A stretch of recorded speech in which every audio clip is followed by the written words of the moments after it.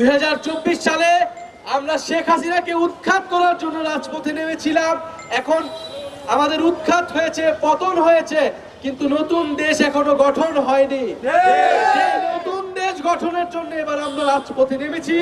আমরা গাইবান্ধা দিয়েই শুরু করেছি, কারণ গাইবান্ধা থেকে আমরা মনে করি যে পিছিয়ে পড়া মানুষ, যারা অর্থনৈতিক বৈষম্যের শিকার, যাদের অধিকার এখনো আদায় হয় নাই, তাদের কথা আমরা প্রথমে করব এবং 64 জেলার মানুষের কথা শুনে আমরা জুলাইয়ের ইস্তিহার, জুলাইয়ের ঘোষণাপত্র এই সরকারের থেকে আদায় করব।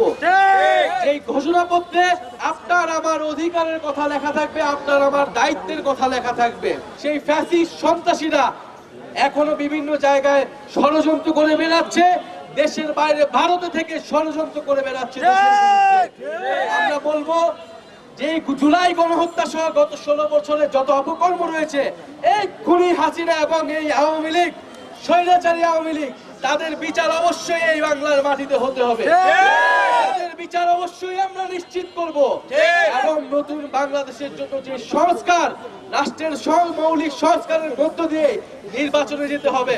শুধুমাত্র ক্ষমতার পরিবর্তনের জন্য এক দলকে সরিয়ে আরেক দলকে বসানোর জন্য কেউ রক্ত দেয় নাই, কেউ গণ অভ্যুত্থান করে নাই। এই নতুন বাংলাদেশে আমরা চাঁদাবাজি, দুর্নীতি, লুটপাট, দখলদারিত্বের আর কোনো সুযোগ দিব না। ইনশাআল্লাহ আপনারা আমরা একসাথে মিলে এই দেশ গড়ার যে ডাক দিয়েছি, সেই দেশ গড়ে আমরা আবার ঘরে ফিরবো। ভাই